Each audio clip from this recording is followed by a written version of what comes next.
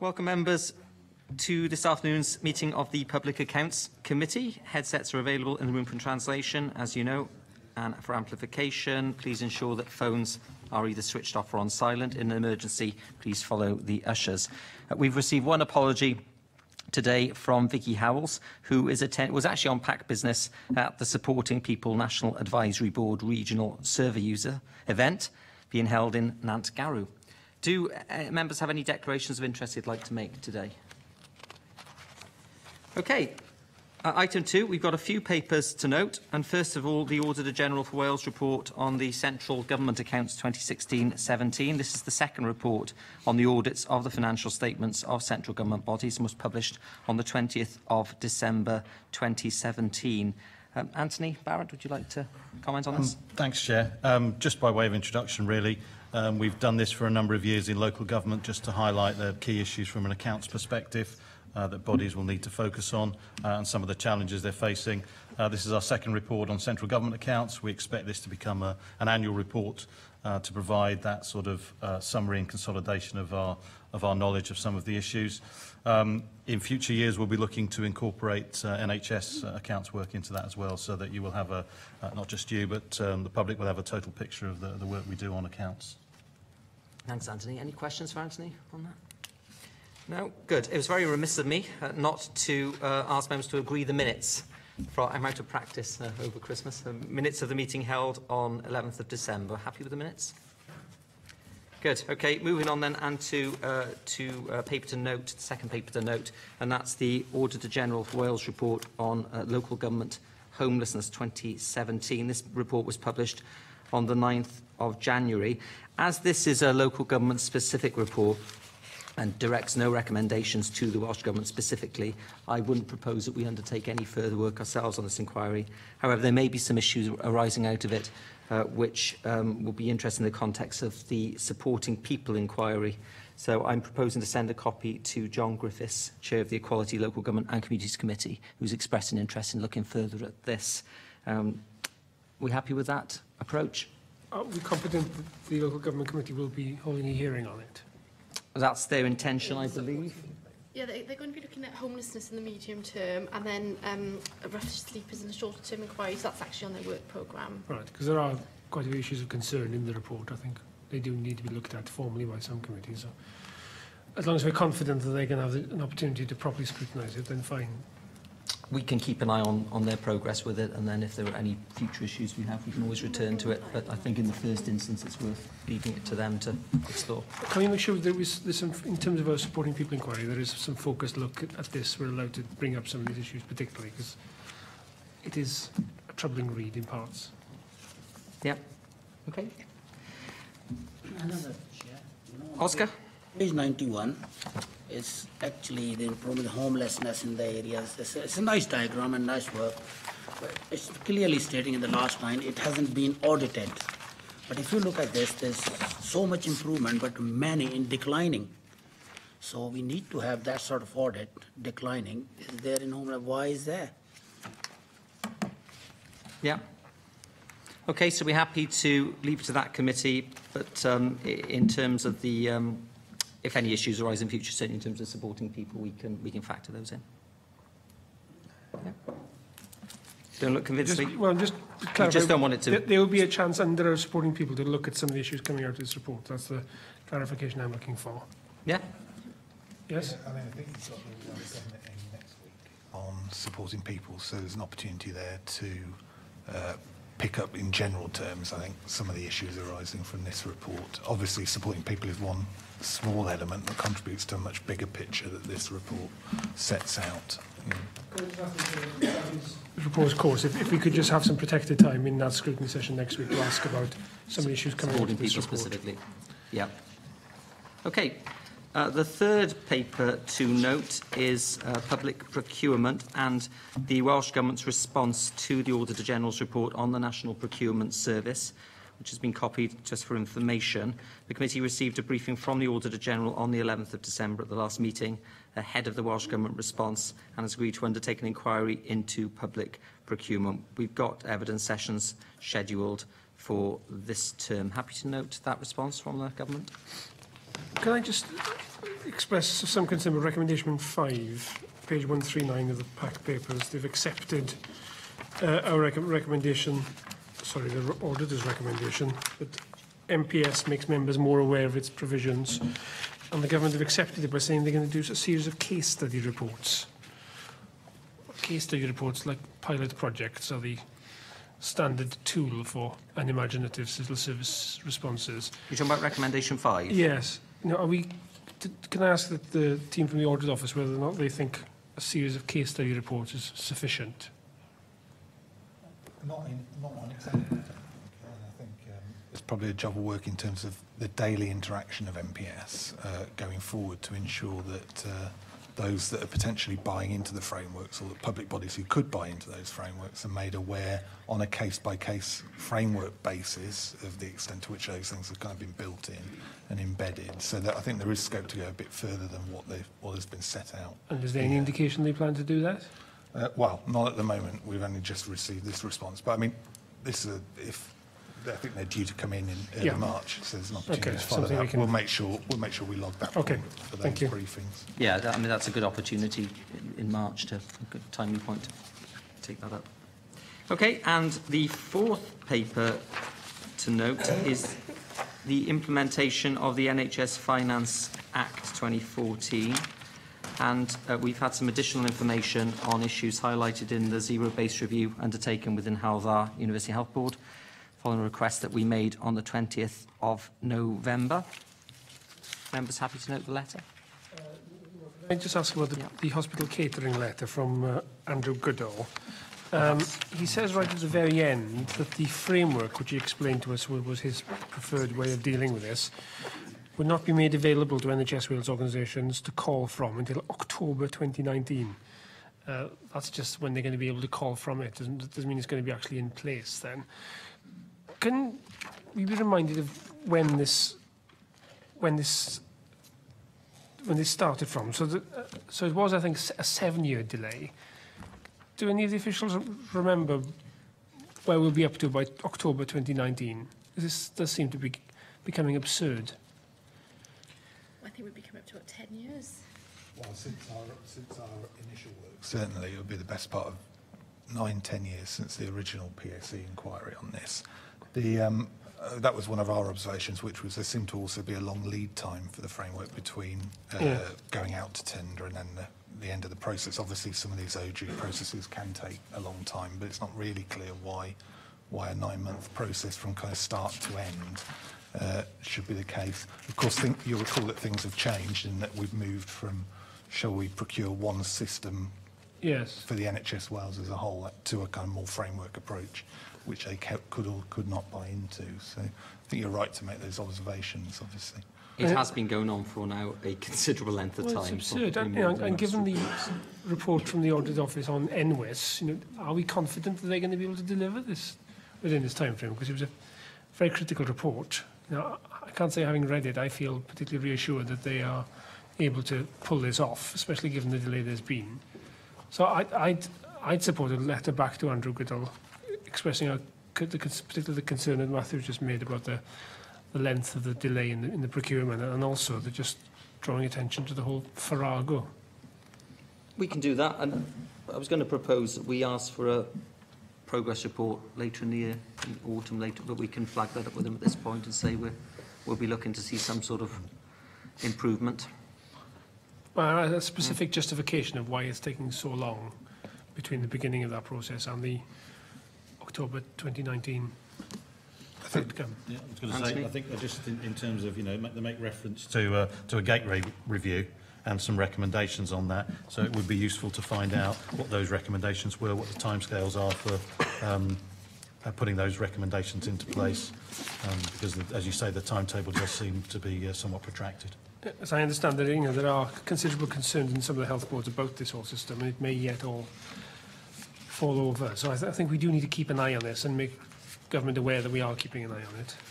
I think, Chair, on both these systems, the community care system and particularly the community care system, but also the catering system, if the committee decides in due course to take further evidence following our report on informatics systems, I think in both those cases there's opportunity to kind of look at where these projects sit in the suite of wider priorities for informatics at the moment, and to perhaps follow up some of these specifics in more detail. That's not to say you couldn't write in the meantime, but I think there may be an opportunity to actually pin some of this down in oral evidence in future as well. Can we do both? So will we get... Have we had it? I don't recall. When do we get the...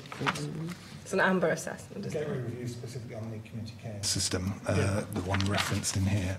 I don't think you're due to get it unless No, you ask for it. I think I did ask about it at the evidence session, and they didn't know about it, and they're now confirming that it was in fact amber. Amber.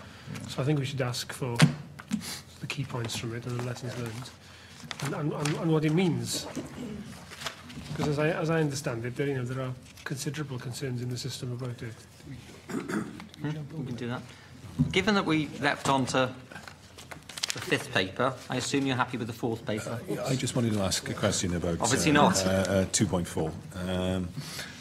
And this is probably, still a relatively new member, just for my clarification, maybe. But could I ask, why is there a... why was the zero-based review only conducted, as Andrew Goodall says, within Howell Dda?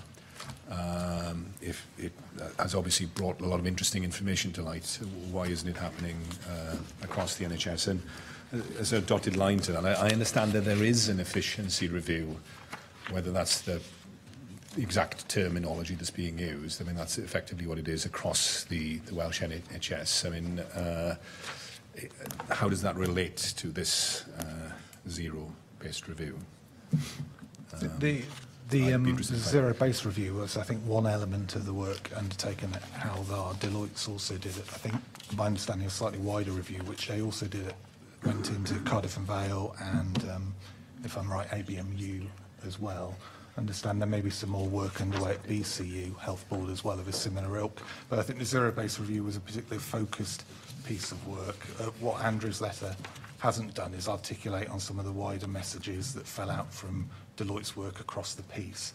But I think I'm right in saying that this is an area that we've encouraged the committee to perhaps return to in the summer, once what year are we in? The 17-18 accounts are laid, to actually look at Health Board's financial position and pick up some of these matters at that point. I think that's an opportunity to reflect on the learning that's fallen out from all of these financial governance reviews at different health boards and how that's being shared across the service to drive improvement.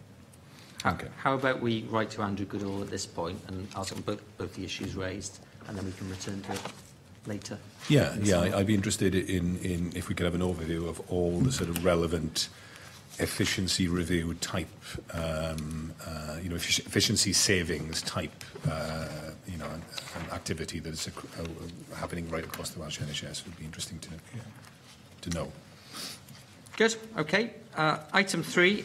Community safety in Wales, and we considered the Auditor General's report back in December 2016, and as a result sought responses on the report from the Police and Crime Commissioners. They were considered in January, and the committee noted that the Welsh Government was undertaking a fundamental review of community safety in Wales, rather than just addressing the recommendations contained within the Auditor General's report. Anthony, did you have any advice you wanted to give on this? I mean, there's obviously quite a bit in there. I mean, I think from an overall point of view, I think the response and the report are focusing on the right things, rather than just trying to patch things up. They are looking at the impact of the more fundamental devolution issues on community safety. So certainly heading in the right direction, and I think the executive summary provides a reasonable assessment of the current situation, and from our point of view, it's very good to see reference to the wellbeing of future generations in there as well. Any comments? It's always good to see a reference to well-being for future generations, whether it actually makes a difference in the medium terms. Well, it will take time, and we're, I mean, just as an aside, we're doing some work, obviously looking at sort of a year one commentary on well-being for future generations, just to see how well the thinking is developing within the audited bodies. We can look further at this if members are so minded. Review, are we happy with progress so far? I would be happy if it would come back to us. In terms of the National Community Safety Strategy, one of the recommendations, have we got anything in regard to timescales, or has there been anything started in that regard, other than the review? Anything on timescale? No, we've got anything on timescales? No, we don't know. So nothing's been Nothing. started, it's just at its I don't infancy. think we're fully sighted of where the Welsh Government's at with that. No. Okay. So I couldn't say yes or no. So does that mean that it's going to be occurring or not occurring? Well, I think that's a question worth asking the Welsh Government in terms of their timescales and where they are with everything. Can you go back and ask me? All right. Another thing. Clarification. Sorry. Yep. We got these details from 2017. I think the latest safety, community safety also, we haven't used this word terrorism, but the fact is that should be included in some form or shape, or any different wording in this system. It's not mentioned anywhere, because that is the, we are going through this in this country in the last few years. There's nothing being mentioned on that line whatsoever in this community safety. So reason why is to ask them where is that stands. Yeah, we can raise all those concerns with the government. Certainly clarification. I think, as Rhiannon said, clarification on the timescales. If those aren't There's nothing present, there. I can't read. I can't see anything. No. Okay. Thanks. Happy? Yeah. Happy? Just to clarify, we're going to be doing that by letter rather than by hearing. Radicalisation. Well, that's what I would propose, unless members wish to do anything else. But I think if we can at least find out, because we're the rest of it broadly satisfied with, so it really is just getting those. I think it'd be a bit overkill to call them at this point. It may be an area, Chair, to invite a written update on any key developments in 6-12 months' time, kind of thing, to ask to be kept informed of what happens in response. Thank you. Radicalisation, please. Thanks. Okay. Right. We don't have our witnesses yet, do we? Not yet. So.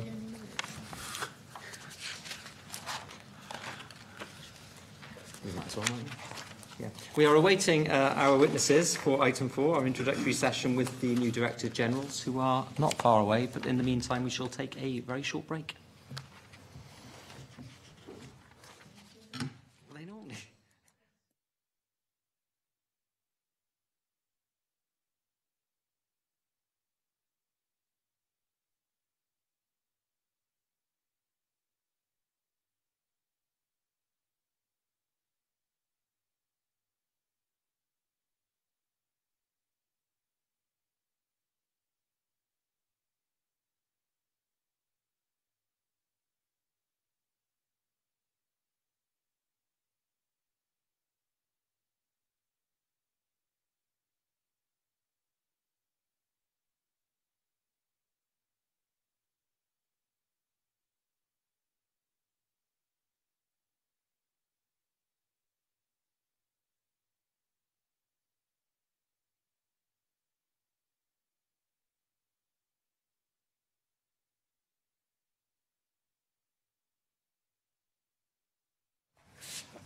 Great. Item 4 is our introductory session with the new Director Generals of the Welsh Government. Welcome. As you will be aware, following a recent recruitment exercise, the 2 new Director Generals have been appointed in the Government. This introductory session has been arranged for the committee to gain an understanding of their background and very initial views as the new Director Generals. Can I welcome our witnesses to the meeting this afternoon? Would you like to give your name and positions for our record of proceedings? Of course, thank you. Prynhawn, good afternoon. I'm Tracy Burke and I'm the Director General for Education and Public Services. Prynhawn, I'm Andrew Slade, Director General for Economy, Skills and Natural Resources. Great, thank you for being with us today. We're well aware that you're pretty new in post, so we'll start off with some general questions, setting the scene. And if I can kick off with one of those, what attracted you to the role of Director General? And how have your previous roles prepared you for the new role, and what skills and experience do you bring to the post?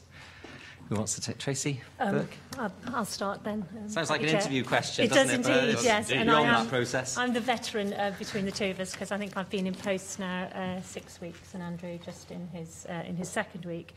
So actually some of the committee members will know me from various different roles, as I've been involved in the Welsh public sector for about 20 years, serving in one capacity or another. Just as background, I was born here in Wales and bred here, but like a lot of young people, moved away to gain more experience and just part of life growing up, I suppose. So I've had a background in working for the UK government. I worked for the then Manpower Services Commission, and I also worked for the Performance and Innovation Unit, which was the Prime Minister's think tank of the day for the UK government. I've also worked for the Irish government. Like a lot of young people of my age, the thing to do was to get an MBA, and I went to Trinity College in Dublin to do an MBA and stayed on then to work for the Irish government. I came back to Wales and worked for the WDA, and then I merged into the Welsh Government in 2004 to 2006 during the mergers process. So that's just sort of a little background to tell you a little bit about sort of the experience I've had. In terms of my skills, I'd say I've got strong analytical and policy skills. I've got quite good people management and corporate skills, and set and deliver very high standards in terms of what we call government business. I'd say probably sort of my top skill sets. And as I said, I worked for 3 governments and had experience both in Wales and outside of Wales. But I think when I talk about what interested me in the post, it's probably down to more of my sort of personal qualities, I suppose. And it's kind of, I suppose, a little bit hard to explain. I've worked in many different places, but nothing feels quite as good as coming home and working here, because it just matters, and it matters an awful lot more. As I say, I'm from here, and it matters to me, the work that we do as a government. So the opportunity to have a more senior leadership role in that respect was just something that was just impossible to resist, really. Always good to come home, isn't it? It's always good to come home. Andrew? So my background is originally in Whitehall. I joined the civil service on the Management Development Programme in 1993 with a degree in medieval history and French, which makes me uniquely qualified to talk about a number of things we're going to go on and talk about today. I joined the Ministry of Agriculture, Fisheries and Food initially, which then in due course became DEFRA, Environment, Food and Rural Affairs. A number of policy postings early on in my career, and quite a bit of time spent in private office, including as private secretary to the permanent secretary, which among other things brought me into contact with the Public Accounts Committee in a Westminster context, and then later as principal private secretary to the Secretary of State. In the mid-noughties, I moved my family down to the southwest, and I spent 5 or 6 years in the southwest, first in the government office as one of the deputy regional directors there, and then later as one of the executive directors in the Southwest Regional Development Agency, the Economic Development Agency, before coming to Welsh Government in 2012, initially working on European programmes and European funding, then as Director of Agriculture, Food and Marine, and latterly as Lead Director for Environment and Rural Affairs, alongside those 2 corporate responsibilities within Welsh Government, one as Head of Policy Profession, and musical accompaniment. I was going to say with accompaniment. Song and dance. Head of Policy Profession, but also led some of the work on one of the corporate development programmes for a year or 2 back, Preparing for the Future, which was the then Permanent Secretary's Organisational Development Programme. Many of the things that Tracy talks about in terms of appealing the nature of the role, I think apply to me. I don't have the Welsh background in that sense, or that sort of coming home point, but there's a huge opportunity to make a difference for Wales in helping join things up. I thoroughly enjoyed being part of the top team in the Southwest Regional Development Agency, and that opportunity to make both a difference in the business area for which I was responsible and corporately, and the chance again to do that within a Welsh Government context, particularly in a part of the Welsh Government that I know and love, was again too much of an opportunity to resist, and that's why I went for the job. And in terms for both of you, in terms of that making a difference, which I think we would all hope to aspire to. Have you, either using your experience in the civil service in England or your experience in the Welsh Government here, have you identified any early priorities that you would like to pursue in terms of the way that the Welsh Government operates? I think it's Tracy. very early days for that. I mean, certainly my initial priorities have been around engagement, familiarisation with the role, and also on governance. Those are kind of the three initial areas. They're not the sort of priorities for change, but they've been the priorities for me. So I've, I think at this stage now, I've reached about 800 members of staff that I've met at their desks. I've tried to meet with people on a one-to-one basis to really understand their roles. And I've also report to a number of ministers, I think 3 cabinet secretaries and 3 ministers. So obviously I've been meeting with them. And I've started a few external meetings. And on the familiarisation, which is sort of it's an important priority for me, had quite a few one-to-one meetings and just sort of really reading in to the portfolio. And then on governance, that's been a particular area that I wanted to get across as quickly as possible. I was quite fortunate to be able to meet the Auditor General within the first couple of weeks, which was extremely helpful. And I've also met with Mr Usher as well as that. So those have been my initial priorities coming into post. What about you, Andrew? Similarly, there are parts of the ESNR portfolio with which I'm less familiar, so getting to grips with some of those areas is going to be important. As Tracy says, I'm sort of week 2 into the job, meeting staff, getting regular one-to-ones with my top team, getting out and talking to stakeholders, and then having early conversations with each of the cabinet secretaries to whom I report directly. 2 key things. Tracy and I were both interviewed on this point at the very outset, which was around how we will take forward prosperity for all of the government's national strategy. And we've both arrived in post at a time when we need to pursue those areas and drive that work forward. And then the other big priority area for ESNR as a group in particular, but for Welsh Government as a whole, is Brexit, our UK withdrawal from the European Union and the implications for Wales. Good. Okay, next question is from Rhiannon Passmore. Thank you. We won't have any more musical interludes. Welcome to the positions that you are now both in. In regard to the role that you carry out, amongst others, of Additional Accounting Officer, how do you feel that your relationship with this committee will develop, and how do you feel about the level of scrutiny that this committee will be offering you both? Well, I hope to have a very productive and effective working relationship with the committee. You can probably tell I'm a little bit nervous. It is, well, maybe you can't. Maybe I'm like a swan and my legs are going underneath the table. But, you know, it's not a very comfortable position to be scrutinised, but it's incredibly important that you have the opportunity to do that directly with us, because we are accountable for enormous sums of public money, and you need to be assured that we're doing our best to discharge our functions to the best of our abilities and to a standard with which you're satisfied. So I completely understand and embrace the scrutiny role, although, as I say, it is sometimes can be an uncomfortable experience to be here, but that's part and parcel of the job. I certainly have taken the accounting officer or additional accounting officer responsibilities kind of very much to heart right from the start. I think I've read or certainly been through all of the relevant Public Accounts Committee's reports that you've prepared relating to my group, and have working through all of the WAO reports, and just sort of distilling the lessons learned from there. So whilst there's some very specific subject-related recommendations that you've made which relate to my portfolio area, there also seems to be some what we might describe as being sort of common failings, might be a bit of a strong word, but common shortcomings.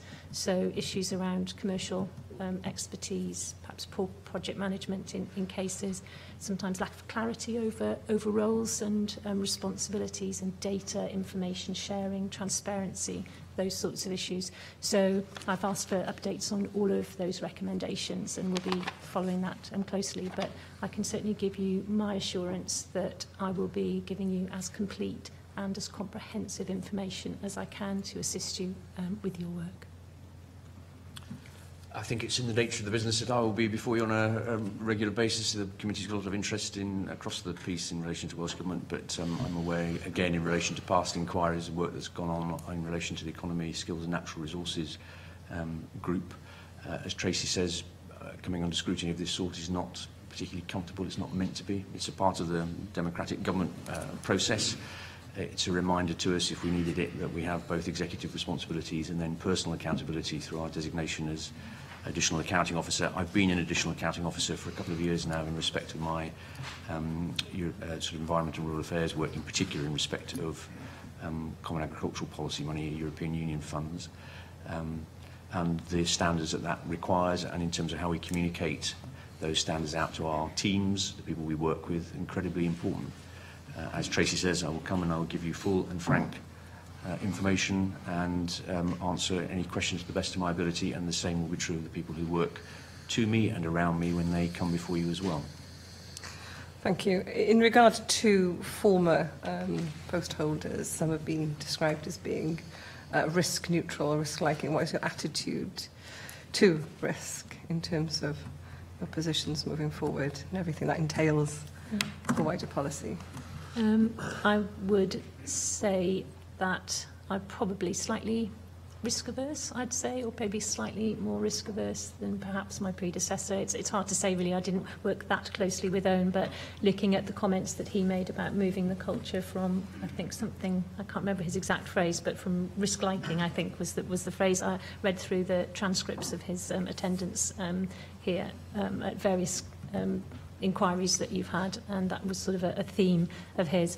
So I think I have a tendency to be a little bit risk averse, and I don't know whether the committee would find that to be a good thing or a bad thing. I think what it says to me is that I need slightly higher levels of assurance. So that means that I tend to look into things and ask more questions and seek more assurance. And I don't think that's a bad thing. I think as long as I'm aware of my own risk appetite, and I surround myself with people perhaps with different risk appetites and have a kind of plurality of views in which to form my opinions. But I've already had a look at our risk management processes in the group, sort of our risk register and sort of internal audit work, just to get some initial assurance. That diversity of approach to people around you, I think, is quite important when you're coming to make any decision, whether it's around a particular project or a particular line in respect of policy, and I think that's important. I don't think it's possible to be risk neutral in this type of work if we're to be ambitious for the people of Wales and to drive stuff forward for the government and for ministers. We need to be ready to go after things, but in a way which is measured and which involves careful assessment of the risks. So the risk management processes that you put in place are hugely important. I'm familiar with those that apply within the S&R group, but we've already had a conversation just today about how we manage our performance as a group with my sort of top team and how we arrange ourselves in respect of risk management, and how we bring the experience and the expertise of the whole group to bear on some of these key decisions. And that would be true for how we operate across Welsh Government as a whole. In regard to the challenges that you face, you've mentioned some of them and you've mentioned one of them. What do you feel are the biggest challenges for Welsh Government and in terms of your particular roles moving forward? Should I go first, Andrew? I don't mind. Yeah, okay. So I think the biggest challenges for the role, I suppose just look at it two ways really. There's challenges for the role and there's the challenges that I feel personally, I suppose. So the challenges for the role, I think, are around the join-up required to deliver on prosperity for all. I think it's a huge agenda and one in which we absolutely have to join up to deliver on it. There's also some very big delivery programmes which really need to be landed, and currently, sort of 6 weeks in, that feels like a challenge to get around and get to understand all of the key issues. In terms of the role, more widely, I think there's a challenge around the span of the role. I'm not sure if Andrew would agree with that. They're quite wide roles. So a personal challenge really is to see where I can add most value, where best should I spend my time when you've got an awful lot of different things to do. And there's also the challenge, really, personal challenge, I suppose, of the step up to the role. Andrew and I were both directors previously. We've now been appointed to Directors General. And that requires a step up both in policy delivery and kind of corporate responsibilities. And I certainly don't underestimate that step up, but I feel sort of committed and capable and ready for that step up. But it's you know, it would be silly to say that that itself isn't going to be a challenge. Okay. And in terms of personal aspirations, Andrew, I mean, yes, I think I've mentioned the Prosperity for All work that Tracy's just done again, and what we do in relation to Brexit, which affects so much of what we do. We have a number of big projects and programmes on the go. Our relationship to Wilver now is the M4, where we go on the Metro.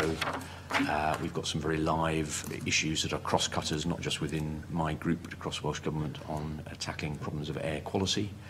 And then there are some long-running things like what do we do best to prepare for changes to tertiary education and the new mechanisms and approaches that we put in place in the future. What do we want to do with our national development framework, where although those are running to a longer timetable, there's a huge amount of work that needs to be tackled.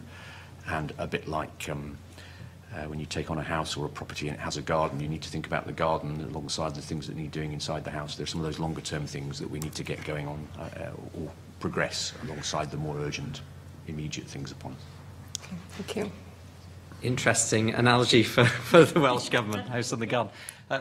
Before I bring Oscar in, Lee Waters, do you have a supplementary? Yes, just a specific question to Andrew Slade, if I might, in terms of your the issues in your horizon. I just want to ask you about the new economic strategy document the government's recently published and the role of the chief regional officers within that. Because as I read it, these have got potential to be quite powerful local barons within the Welsh Government. As I understand it, the people holding those posts are doing them alongside existing posts for the next 6 months, and have got no additional resource to do that job, and this will be reviewed at some point in the future. Can I just ask you then, given how important this shift to a regional emphasis is meant to be, whether you're confident that's the right approach, they have the right resources and the right focus to be able to do that job effectively? So the short answer is no, I'm not confident at this stage. I've got a meeting with the regional officers and their line managers next week to go through some of this territory exactly along the lines that you describe. The intention is certainly not to create 3 barons operating across Wales. That's not the principle underpinning the EAP, or indeed how we expect these individuals to operate. But whether they can do it alongside everything else that they've got on and the kind of support that they have in the roles is something that I definitely want to have a look at with them. Right, but you're starting from a point of being sceptical whether or not that's a sustainable arrangement. I'm starting from the point of, if we want to make the Economic Action Plan a success, and there are key roles to be played by our chief regional officers, I need to make sure that they're properly supported and that they've got the amount of time needed to do the job effectively. Right, that's a yes then, is it? I refer to my previous answer. I want to look at this from a perspective of how do we make a success of the EAP. I can entirely understand why we are at this stage in proceedings. We've got people who are doing stuff alongside their day job. That may well be the best model to adopt going forward, but I want to have a conversation with them and other members of the team to satisfy myself that that is the case. Once you've formed a view on that, could you update the committee on it? Of course. Thank you. Adam Price? Yeah, if I could just pursue that line of questioning, actually, because I was struck in terms of these 3 regional directors, some which cover vast swathes of Wales inevitably. I mean, I suppose the closest analogy in my mind is the you probably know it from your university studies, is the Napoleonic prefect model. I mean, the state representative in the region. So certainly it has significance potentially, but I'd just like to ask about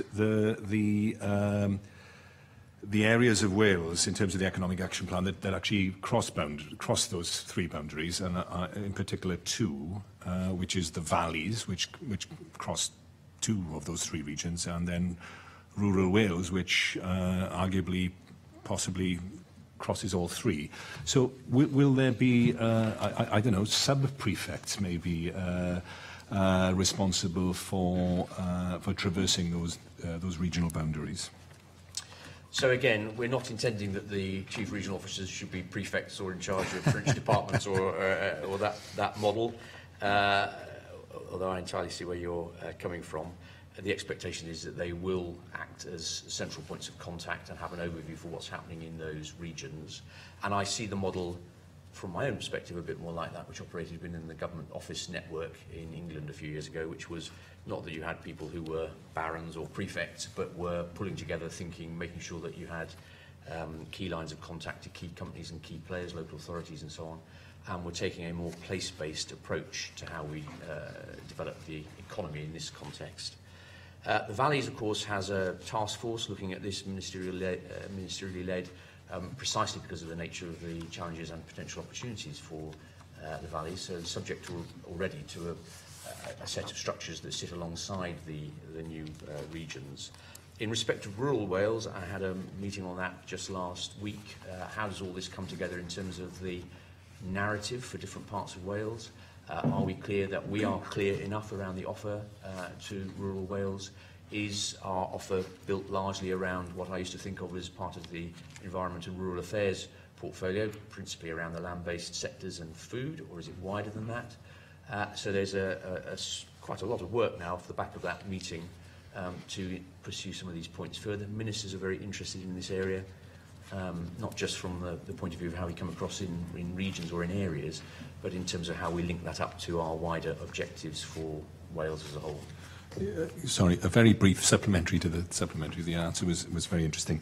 The government regional office analogy then, I'm sorry if I missed this, but will each of the three, does each of the three have a physical, designated head regional office, if you like, geographically? And secondly, with rural policy, where's which minister does that accountability lie with? Junior minister or deputy minister level? So to take the last point first, we have a Cabinet Secretary for Rural Affairs, but I don't think Leslie Griffiths... Rural economic policy. Leslie Griffiths would not regard herself as responsible for everything, because we have a Health Secretary and an Education Secretary and so on, whose remits run in rural areas. In respect of the economy, it would be our Economy and Transport Secretary, Ken Skates, with support from a number of other ministers, including Lord Ellis-Thomas and Baroness Morgan from the sort of skills perspective. The other point was about locations. All of our regional officers are based in the regions that they will be serving and looking after, but I don't think we've got as far as saying there will be regional head offices as such. At the moment it's merely where they happen to be based, but it does go back partly to Mr. Waters' point about the support arrangements that they have around them and how those are set up and where those are based, and that's something that we're looking at. Okay, thanks. Mohammed Asker. Thank you very much, Chair, and congratulations to you both anyway. My question direct to you is, recruitment information suggests that you will hold a number of corporate roles, including sponsoring one of the Welsh Government's staff equality and diversity networks. How do you intend to embrace this aspect of your role in order to support and develop a good organizational culture within Welsh Government?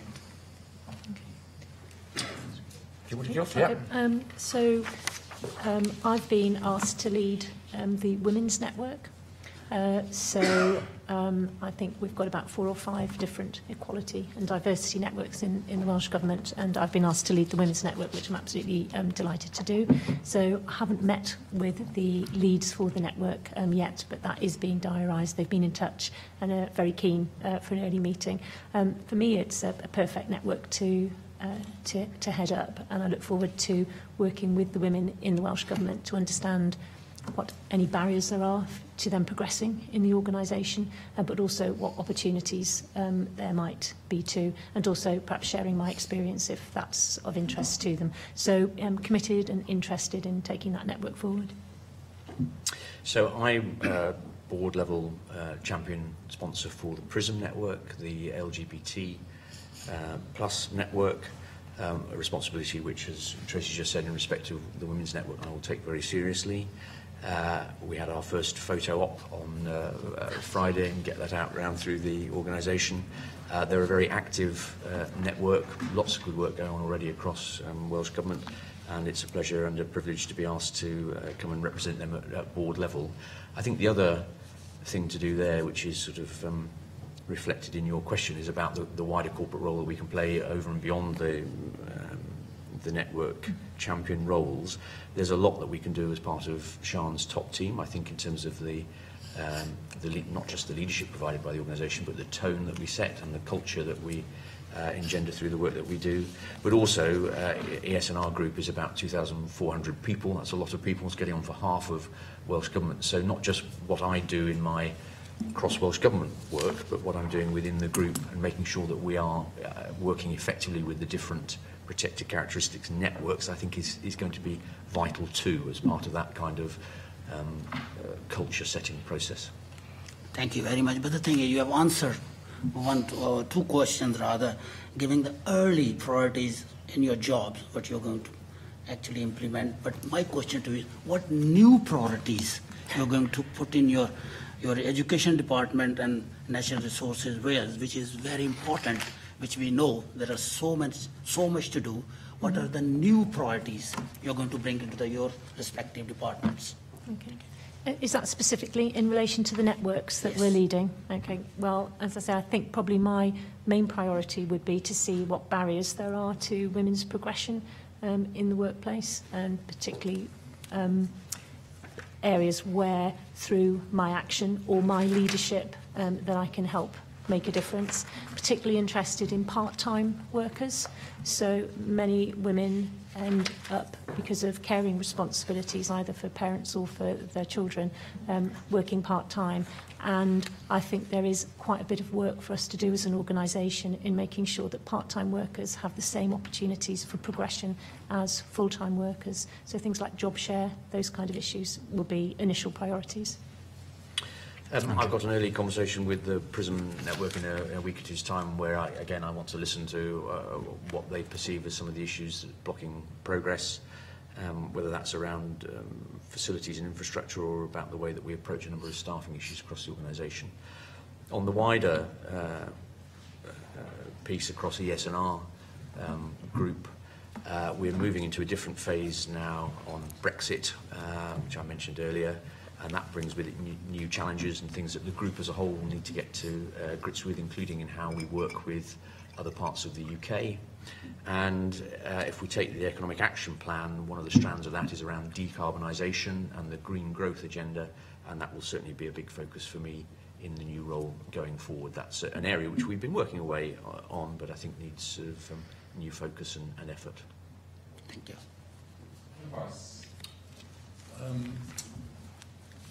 Good question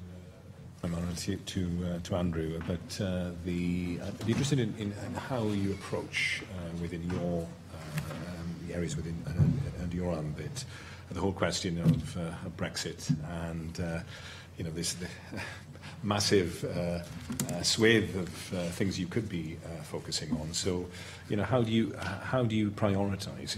Is it thinking in terms of essentials versus desirables, risks and opportunities? And so maybe you could just walk us through how you approach it, and also give us the some of the high-level summary of the work that's currently underway and how you see it proceeding over the next year. I mean, as you say, Mr. Price, there's a lot in this, so I'll try and give you the headlines as I see them. There's a strong UK component to all this. So how are we engaging with UK government on making sure that Welsh priorities are reflected in the Article 50 process? And then beneath that and around that, UK is going to need a new way of working with itself in the future. So many of my teams are now very heavily engaged in constitutional stuff, of what are the frameworks that we're going to need to operate in, post-Brexit across the UK.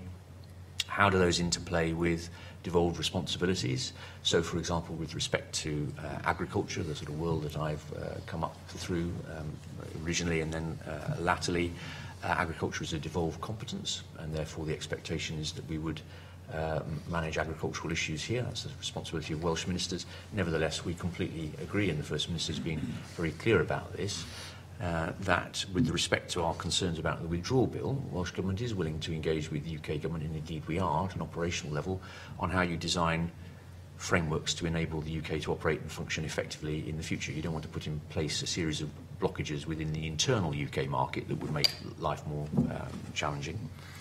So there's a whole piece of work there. We've done an awful lot of that work on the Environment and Rural Affairs side of the House, where of the kind of framework areas, about 2/3 fall to stuff to do with the environment or agriculture, fisheries and so on. But there's a wider set of issues that we need to take forward, I think, across the whole group. There are then 2 blocks of readiness-related work. One is our internal readiness, so are we right and fit for action legislatively, so what we're going to need in terms of the day after we leave, have we got the right legislative provision in place? Much of that is grinding work, which, you know, we have to work, you know, go forward. It's not particularly sexy or appealing work, but it's very necessary in order to make the legal code work properly when we leave. But also in relation to systems and the kinds of teams and capability and skills that we'll need within Welsh Government. That's the internal facing stuff. And then externally, how we work with our sectors to get them in as good a shape as possible, both to meet the challenges of leaving the European Union, but also to harness the potential opportunities that come with that. We've done a lot of work again on the Environment and Rural Affairs side. That work is reflected more widely now across Welsh Government, and of course last week the First Minister announced a headline fund for Brexit readiness for people to bid into, and we take that external facing work very seriously, and I think probably we're ahead of other parts of the UK in that regard. So those are the kind of key planks of this Brexit work, and as a group we are going to be getting further to grips with all those as we move into the next phase of the EU withdrawal process. Yeah, because I'm quite interested, actually. I mean, if you're not able to say, then I understand. But both the London Mayor and indeed the Scottish Government have, well, the Scottish Government today, and I think the London Government, London Mayor in the last few days have produced their assessment of potential economic impact. Of a hard Brexit, which is very sobering reading. Is that something that the Welsh Government is working on? Impact analysis of various scenarios. Obviously, we accept that we don't know where we're going to end up. So yes, we've been doing a lot of scenario work and feeding into work that's gone on at a UK level as well. I don't know whether we have a single figure in the way that the Scottish Government have announced today, but we certainly have ranges that we work within against different scenarios, both within the wider economy elements of the portfolio that I now lead, but also in respect to the Environment and Rural Affairs side. We've done a lot of work with stakeholders on the various scenarios. And that work has informed the various publications that we've put out, starting with Securing Wales's Future, the white paper from last January, but the various daughter documents that have flown off the back of those have all been informed by those sorts of assessments. But I think fundamentally we would stand behind points made by the IMF and others that a very hard Brexit would have, certainly in the short to medium term, significant consequences for the economy, and part of our planning has to take that into account. But there's a limit, as Cabinet Secretary for Finance has pointed out, there's a limit to what Welsh Government can do to mitigate the absolute hardest Brexit outcomes. These are parts of the discussions that we need to have and continue to have with UK Government. Go on, there's a couple of people indicated. Priyan, did you have a supplementary on this specific supplementary point? In this particular area. I mean, in regard to the magnitude, you mentioned functionality across the UK in terms of the market and the constitutional issues, the whole magnitude and scale of the agenda that you're working within. Do you feel comfortable that you have got sufficient amount of working heads on this particular issue?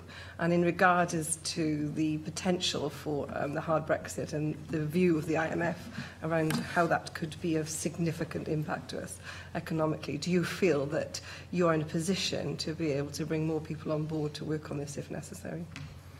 So we've had a small consequential in the UK budget, which links to Brexit preparations, and we'll use that wisely where we can. Ultimately, though, we're having to use the resources that are available to us already to weave in our Brexit work. As far as possible, the approach has been to set up small dedicated hubs with the kind of expertise and the capability that we need, and then to, on a hub and spoke model, if I can put it like that, to use the teams who are the experts in the subject matter to engage both with the centre of our organisation and then their relevant counterparts in Whitehall. But it is stretching stuff. and we need to be as smart as we can about how we use resources, how we prioritise effort. And I know that ministers and colleagues across Welsh Government are thinking about how we do that in the context of the resource challenges we face for this year and the years thereafter ahead, because we are operating in a period of constraint on public resource. So to answer my question, do you feel that you're able, once that transitional pot of money is no longer with us, unless we get any more, that you're able to bring in different resources if necessary? I think the nature of the work in some respects will change. So this process over the next few years is going to be one of transition. I think it's almost inevitable that we'll need to be more engaged in intergovernmental working across the UK than perhaps we have been in some areas to date, because that will be required in order to make the UK framework type model work effectively in the future. And as I said earlier, I think the UK will need a different way of working with itself. But there are pressures on us in respect of resources, undoubtedly. And in regard to the challenges, the questions I asked you earlier, would you see this as one of the key challenges that you'll be facing? Certainly for me. I need to bring Adam Price back in, then I'll bring... Neil, did you have a quick... I just wanted to ask a simple question, that given that almost anything that you read which emanates from any governmental source, not just in Wales but throughout the United Kingdom and around the world in relation to Brexit, is likely to be propaganda, why should you pay the slightest attention to reports such as Adam mentioned from the Scottish Government or the London Mayor? And insofar as you consider the views of a body like the IMF, are you going to look into their forecasting record in the past to see whether this informs you about the validity of what they're proposing?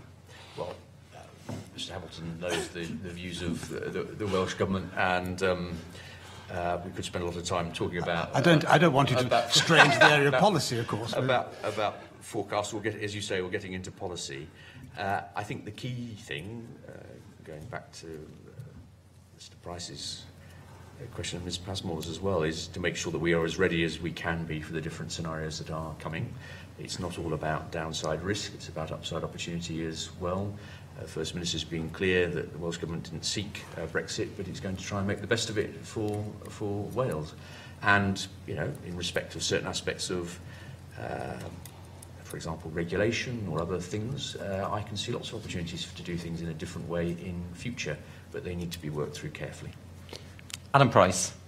Just to finish up on the trade side, I mean, you know, in as much as it's possible for you to answer this question, if you divide up three areas that you could focus on, which is one, working very, very hard to defend and, you know, maintain Wales's current level of export to the EU. Two would be import substitution, which, you know, maybe in uncertain times actually is an interesting area. And I mean both within the UK as well as within Wales. And then thirdly would be extra EU. So, you know, the sunlit green pastures that people like Neil next to me often refer to. Presumably you're working in all those three of those areas. Where would you see the priority at the moment, and do you see it shifting, you know, over time? So I do see it shifting over time. It's a multi-pronged approach at the moment to try and make sure, as I said earlier, that we are, and the interests of Wales are properly reflected in UK thinking, and that we are as involved as closely as possible in the Article 50 negotiation process and in relation to any trade deals that may be done off the back of it or elsewhere. That, apart from anything else, requires us to have a pretty clear view about sensitive sectors, not just, again, in relation to risk, but also in terms of opportunities. I think there is a lot that we can do about import substitution. If I take an area from my previous work around the dairy sector, we import a lot of dairy products that we eat, butter, cheese, yogurts and the like. In various Brexit scenarios, there is an opportunity for us to tap that market more effectively than we have at the moment. That requires processing capacity and perhaps a different approach within parts of the supply chain, but that potential is there. For stuff outside of the EU, you've got to be very targeted and clear. And this is absolutely inherent in the way that Welsh Government is going about it. We're not interested in scattergunning what we do. You need a presence in certain key places, but thereafter you need to work up the market potential carefully and persistently, have a clear offer to people who are coming in or potentially going to come in, and follow that through. But your point about the single market of identifiable exports, whether that's goods or services from Wales, we know that roughly 2/3 currently go into the single market into the EU 27, that's a big market to lose. So it has to be a key part of our focus. Okay, thank you very much. If I may change my focus now and a question to you, Tracy, if I may. You've inherited, in a way, I mean,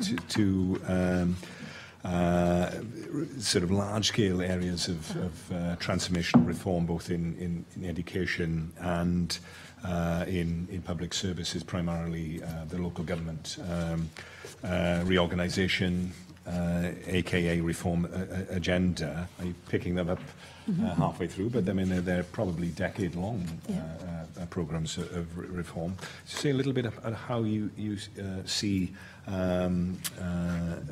your group effectively delivering on those sort of very ambitious objectives. Of course, yeah. So as you, excuse me.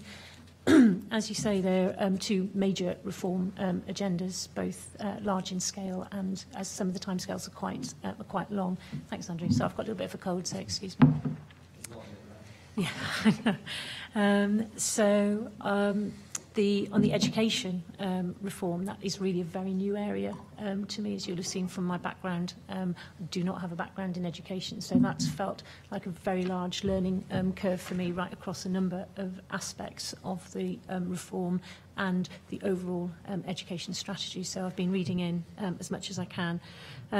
I've met with the senior officials who are leading the education reform. I have to say they seem to be an excellent team, very experienced individuals, and a hugely committed Cabinet Secretary to this reform agenda.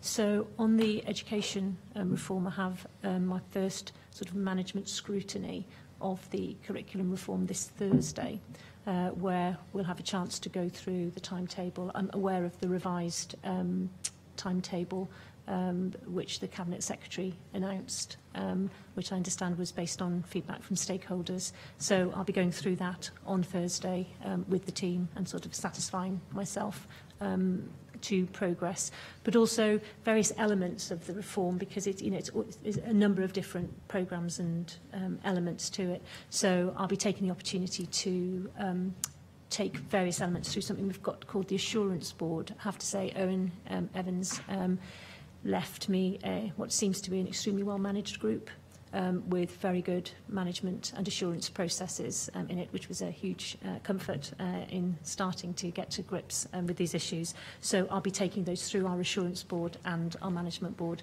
on the education reform. On the local government reform, equally challenging, as you say, but I have been sat down with officials to go through the development of the local government bill, which is a piece of legislation we hope to bring through the Assembly this year. And again, major challenges there, but I will take a kind of strong assurance role in seeing that those reforms are delivered. You mentioned working at the Performance and Innovation Unit at the UK government level, yeah. And you also mentioned the Irish government. They've recently, 2014, I think, set up an innovation lab. Yeah. And innovation labs have been cropping up right across the world, really, as governments face many of the same sort of public service delivery challenges that we face here in Wales. Do you see, notwithstanding what you said about your own personal risk appetite, I mean, do you see that actually public service innovation, and obviously part of innovation, we've all read the books, we know that failure is a necessary part of the innovation process. Do you accept, I mean, innovation is an absolute imperative, I mean, in public service right across the world, partly because of decreasing resources, but also because the world, demographics, the world is changing, etc. Automation, Lee's area of expertise. Where is that innovation coming from at the moment within Welsh Government, within your areas? Well, I think that certainly on the education reform, they have a number of stakeholder groups with a lot of expertise around it, and I think they're driving new ideas and bringing in new ways of working. I'm not so sure on the local government reform, I have to say. I couldn't really answer that at the moment, but certainly I think there seems to be an innovative culture around the education reform proposals that I've seen to date. I think you're right that public services are under increasing pressure because of sort of decreasing resources and increased demand, and not just increased demand in terms of volume, but increased demand in terms of public expectations of public services, and that we are not going to improve public services without that significant reform. I'm very open to new ways of bringing in innovative thinking. It's certainly something that I'll be discussing with both the Local Government Cabinet Secretary and the Education Cabinet Secretary. I think that's probably about all I could say right now based on my knowledge, but I've certainly got a very open mind to that. As you say, having worked in the Performance and Innovation Unit, that was particularly helpful in terms of trying to drive some of that cross-government ways of working, and as that's something which is a key priority for us now. We'd certainly be looking at that. By all means, come in. Well, I was going to say, in relation to the policy profession and my work as head of policy profession, with Tracy and others, we've been trying to foster an approach which allows us to do policy trials, make more use of short-term projects to try and test out a concept, to use a lab approach to seeing if you can thrash through things in a workshop or a sort of deep dive over 24 or 48 hours to try and crunch a problem. We've got the lab system or unit which is supporting some of the work on Tracy's side. We're also working with the Public Policy Centre on things of that sort. We are, as you say, we're going to need to do more, not least to address the challenges we've got around money. I'm just interested, finally, probably education is an area where we have learnt globally. I mean, obviously the foundation phase, based on the Finnish education system.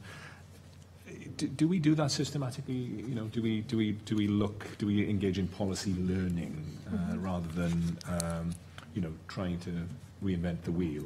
I mean, are we always scanning the environment for new ideas which we think could, if it tweaked a little bit, could work here?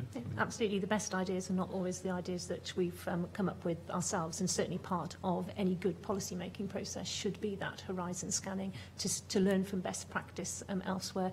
Andrew alluded to his role as head of policy profession, and we have a sort of, I can't remember the exact name of it now, but a sort of policy directors group across the civil service. So that covers Northern Ireland, Scotland and the UK wider civil service. But also we learn from best practice elsewhere where we think there are elements that are relevant. Also find some of the work that the PPIW have done very recently has actually bringing in experts in the field, and quite often that has been looking at international best practice. So I don't detect any sense of if it's not made here, it's not good policy at all. And possibly networks like the OECD, which in education we've used obviously very systematically. I mean, and continue to use. Yeah. More important post-Brexit because we'll need to have other networks. Yeah, absolutely. We've got a lot to learn, I think, from that. Okay, thank you. Thanks, Adam. Lee Walters. The innovation point that Adam Price has made, to focus specifically on digital and artificial intelligence and so on. I understand what you've said about the high-level acknowledgement of a policy gap. But in terms of the pace of change there is in the outside world, it's exponential, and the pace of change within government is glacial. Now, from what you've said, you recognise the problem. We had a recent session with the Permanent Secretary discussing the Welsh Government's digital strategy, which seemed to me largely an IT strategy for Cadace Park, not a broader strategy for public service delivery in Wales. So could you just ask you a bit more specifics of...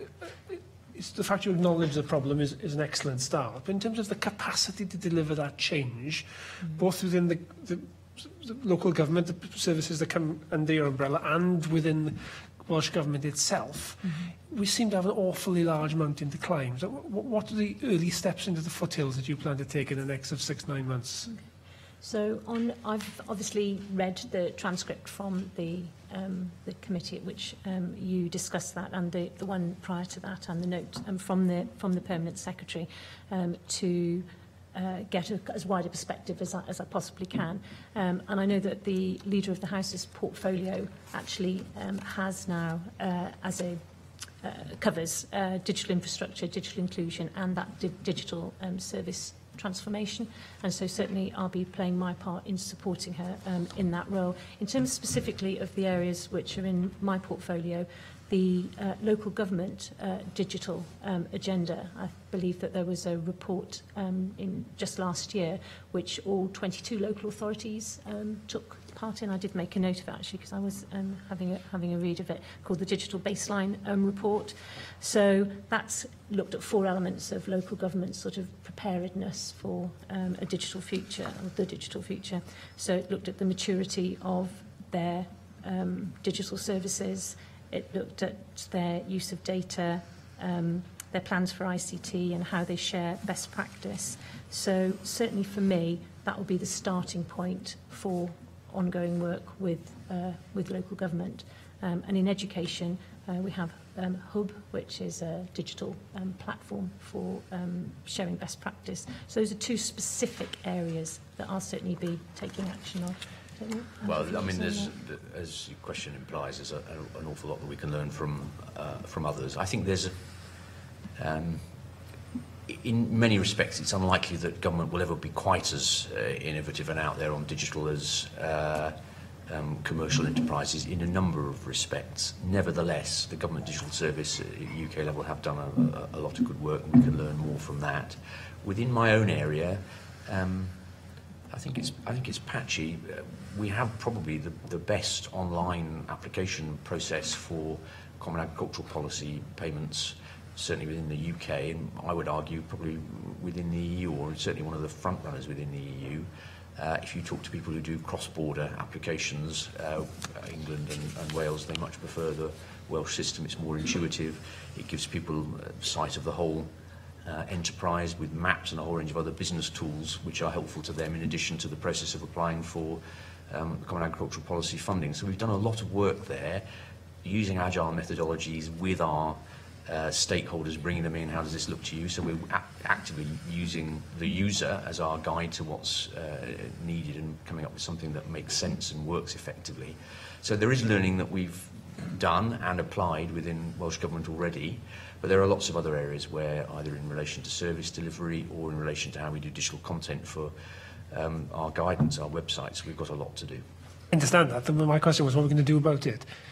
Well, it's an issue which I've already flagged up with members of my team as an area that we need to get going on, not just in the context of digital per se, but in the context of redesigning and redeveloping the services that we provide. That includes our work on grants. It includes a whole range of things that ES&R Group does as a whole. But not just in the context of digital, but how do we work differently along the lines of some of the challenges we've already discussed. You mentioned the Government Digital Service, which is a Whitehall unit. Do we have a formal relationship with them? I think the Chief Digital Officer for Welsh Government sits on a cross-UK digital group. I would need to check that. Do we buy into their services? Do they support your teams? Are you able to call upon their services? There's certainly a relationship. Whether it's a call-off relationship in those terms, I'm not sure. We've also done quite a bit of work with some of the UK government providers in Wales, DVLA and others, in terms of the work that they've done, and been drawing them in to learn from them and their experience. So within a inside Wales context, we've been doing a lot of work with others there. Could you check on that GDS relationship and reflect on it? And just a specific question for Tracy Burke. There's 2 examples you cited. Was a report last year and Hub in education, which Hub is now probably, I don't know, 4 or 5 years old. I'm really worried when I go to schools in my constituency, but in the gap between the schools I've seen across Wales that are cutting edge, that are up there with the best in Western Europe, certainly, and many of the schools I go around which are 20 years behind. And we talk about Hub as the example that we can draw upon of harnessing the digital change. And Hub is better than it was, but it's not an all singing, all dancing system by any measure. And I specifically worry about coding. Coding is the modern foreign language, and we have a fairly modest coding clubs initiative, which is primarily targeted at the most able and talented children. We're offering nothing to the majority of school children, and this really should be something we are urgently tackling, and we seem very ling-de-long about the whole thing. In an era when ling-de-long just won't do anymore. No. So I think from my initial familiarisation with Hub. I mean, it is something that's constantly under development as a platform. It's being added to all the time. So whilst it may be 5 years old, it's not stuck where it was 5 years ago. It has been developing.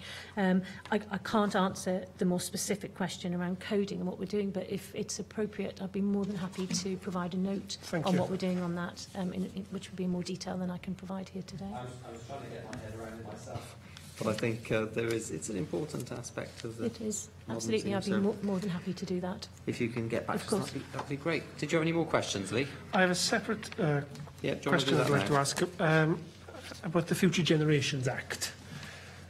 Just briefly to begin then, would you tell me what you think, in practical terms,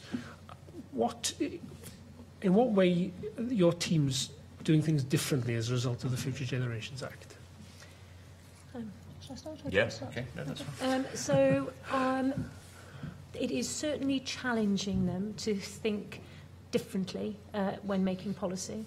So I suppose we would have always thought long term or had an aspiration to do that, but it is sort of tests them very hard in terms of long term and preventative measures.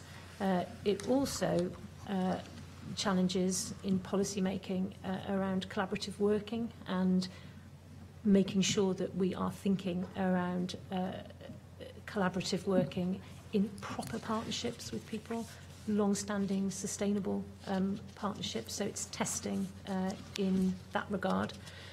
So for me, the goals are the goals to achieve, but it's the ways of working that it advocates, which perhaps challenge us the most in policy making. And the way that you work has changed as a result of that, has it? I think it's pushed us much harder down. I mean, some of the ways of working, are not completely new, but it's certainly pushed us harder on those areas of join up, of thinking longer term. I don't know if you'd agree because you're head of profession for policy, but that's my sense of how it's really pushed us as an organisation. It's changing. I think principally through the 5 ways of working, we're starting to have slightly different conversations, I think, on some issues and in some areas. We're seeing more of the WFG Act principles feeding through the way we do particular projects and particular grants. In the case of the Rural Development Programme, I was answerable for, still am, but more directly, I suppose, in my previous portfolio, we ran all of that programme through the test. I don't think it's not just about us, it's about how we work with other public bodies, other people who are covered by the Act. And it also, I know that colleagues in the central Welsh Government are working with colleagues from the Wales Audit Office and with the Auditor General around the kinds of measures that we need. And from an internal perspective, what we do around appraisals. We are obliged as accounting officers to make sure that regularity, propriety and value for money are covered off. What do we also need to think about in respect of the WFG Act? It's a work in progress. I wouldn't overclaim, but I am seeing, as Tracy's just said, significant signs of change. And Prosperity for All is all about a more integrated and targeted approach, a joined-up way of. I think I don't know whether this is the best example, but certainly some of the work that we've been doing on air quality, we have been thinking about in the context of the WFG Act. I think some of what we've done around 1 or 2 of our grant propositions, which now feeds into the Economic Action Plan, would pick that up as well. So just on the air quality example, so what's the outcomes that will be different because of the Act? I think we are looking harder alongside whatever we may be obliged to do in European law at longer term opportunities. That links to things like our active travel plans, clean travel, what we're doing about battery technology, clean cars, the electric infrastructure for running cars across Wales and so on, as part of a whole approach to the air quality problem, rather than seeing it as something fairly technical over here and divorced from other bits of our policy making. Because you said you wouldn't overclaim it, which is good, but the government has been going to town in banging on about what an innovative thing this is. And your answer to me was that we're having slightly different conversations in some areas, which actually I think is a rather honest and reflection of where things are at. But that's not exactly what the promise of the Future Generations Act was meant to be about. And your department in particular has been quite shameless in the evidence that's been given to the public inquiry, for example, in saying essentially that business as usual is fine because it meets some aims of the Act. And I'm not seeing, and your answer hasn't reassured me, any significant change in mindset or working to reflect what we have claimed rather ambitiously about what this Act's going to do. And it does seem to be a slightly business as usual approach to this. It doesn't feel internally as if it's business as usual, so I can give you that guarantee. I think as a board within Welsh Government, we're taking it seriously. We've got a board-level champion. I've sent a member of my former team across to support, with a number of others, the work that we're doing across Welsh Government as a whole to drive forward work, including in relation to how we account for and measure our pace of change. The conversations are different. If I underplayed that in not seeking to overplay our success, I apologise. But I think we are starting to get to grips with it as an Act, but it is early days, and I wouldn't wish to overclaim the level of change that has happened at this stage. At an international level, and indeed within the UK, it is something that we should trumpet, because we have... But merit to it is my question. We are trumpeting. We're pretty good at. It's just the substance and follow-up. Well, we're not always good at advertising the successes that Wales has. On esteem, we're great. But I accept that we've got a lot to do. Can I just specifically ask, finally, Tracy Burke, on the question of working together and the foreign ways of working, and specifically with the public service boards, yes, which are meant to be sort of the front end of how the Future Generation Act come together. I'm not sure if any analysis has been done about the efficacy of the public service boards. I will say my anecdotal, and I hesitate to quote anecdotal examples, but my own anecdotal experience of the views abroad, about the worth of public service boards is the jury is out. Right. That's me being polite. So I just wondered what you're thinking on public service boards and what we can do to actually give them some teeth. Okay, so the feedback that I've had just through talking with colleagues is that they are playing an effective role. I think they took time to find their feet and to begin to work together effectively. But certainly the feedback that I've had in my sort of questions over the last few weeks have been that they are, on the whole, working effectively. Joining up services. I mean, I'm quite happy to look into that. I think if there's a very different views about the efficiency or effectiveness of the public service boards, but personally, I haven't heard those kind of comments being made about their work. Okay. Thank you. Thanks, Lee. Oscar, do you have a small question? My question direct to Andrew here now. What plans are in place to update the input and output tables that are used by the Welsh Government when developing economic policy they are made? We have had a conversation just today, actually, in this context of the Economic Action Plan about how we underpin the economic policy that we develop as an organisation. There are a number of commitments in the Economic Action Plan which we will need to follow up specifically, and that includes how we set out our inputs and our outputs. It also includes some of the work that I was referring to a few minutes ago in respect to the WFG Act. That requires us, again, to look at the Magenta Book requirements in relation to accounting officer work on evaluation, make sure that we're following up not just on our the detail going in to policies at the outset, but also making sure that we follow up afterwards. It's part of our learning process, and it's also part of our reassuring that we have spent money effectively and learning lessons around that. So there's a suite of work in progress, but if you would like me to follow up specifically with you with a note, I'm happy to do that. Thank you. And what sort of input you're getting from more developed other nations in this context? Yes, you mean to cover that in the note? Yes, we'll do. Yeah. I think Adam's going to annotate the question. Yeah, I think, I mean, Oscar will correct me, but I think he's referring to input-output tables in the context of modelling the economy. Rather than input-output in terms of an evaluation framework. So there was quite extensive work done over many years at the Max Monday and others in terms of modelling the economy, and it hasn't been updated possibly in recent I'll years. follow up with you on that specifically and make sure you've got the latest detail. If you could get back to us on that, that would be great.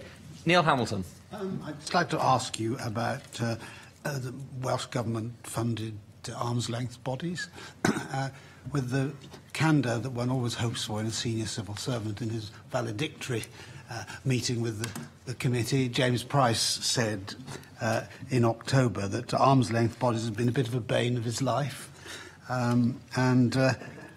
It's never been clear from a governance perspective what good looks like. So I was wondering whether, unencumbered by experience, whether you could shed any light upon this, and whether you think, so far as you can tell at this stage, whether, as regards independence and accountability of these bodies, that you've got some ideas as to how to improve things.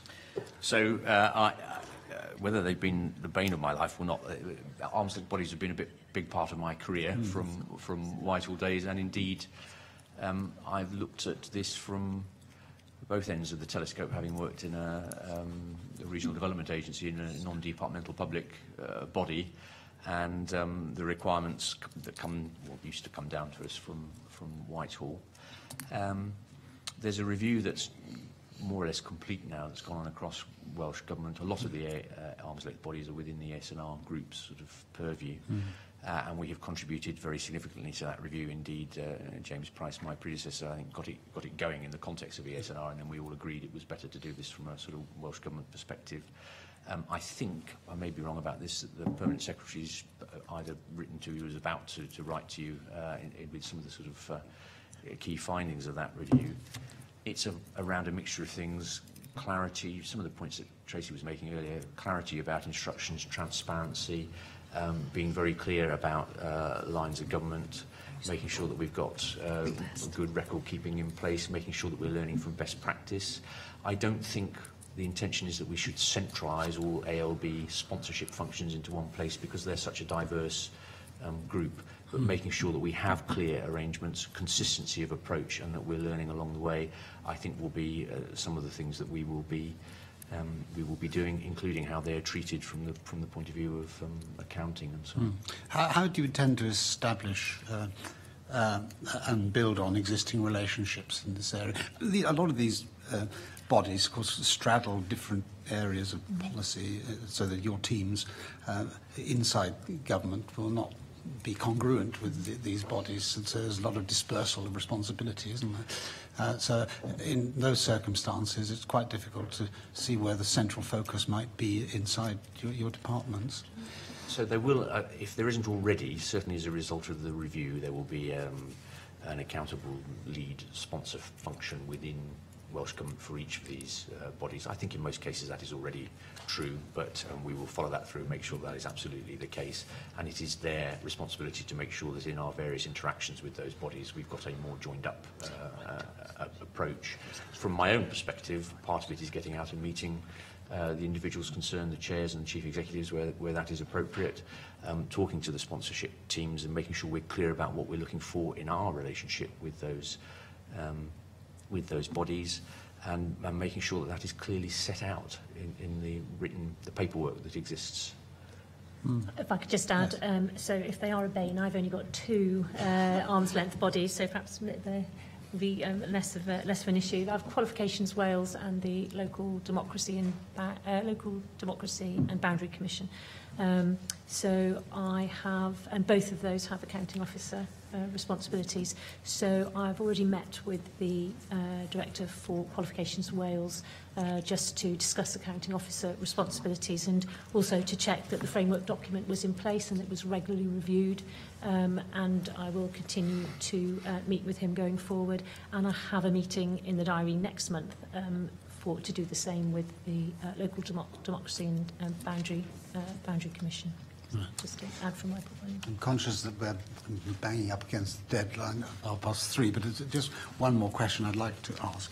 And that's, in September 2015, the Welsh Government senior management was restructured, How do you see the current structures within your own management groups, and do you see a need to continue to review the structure of the organisation? So it's a live question for me, not only because I've got two vacancies, one left by Tracy when she moved into her new role, and also another one on the environment side. And what that means for the relationship between those functions and other parts of the group is something that I'm thinking about at the moment, not just on my, these are not conversations just going on in my own head, but talking to colleagues as well.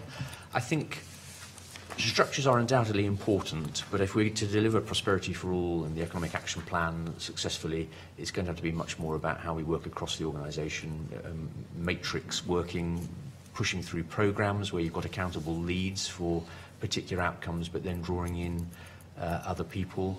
If I take Will Vanewith that I was talking about earlier, that requires a whole government response. We can't have a structure that will deal with that particular issue. We need to get better at cross-government working, and that will be a key focus, I think, for me, both within the group and in terms of how we engage across government as a whole.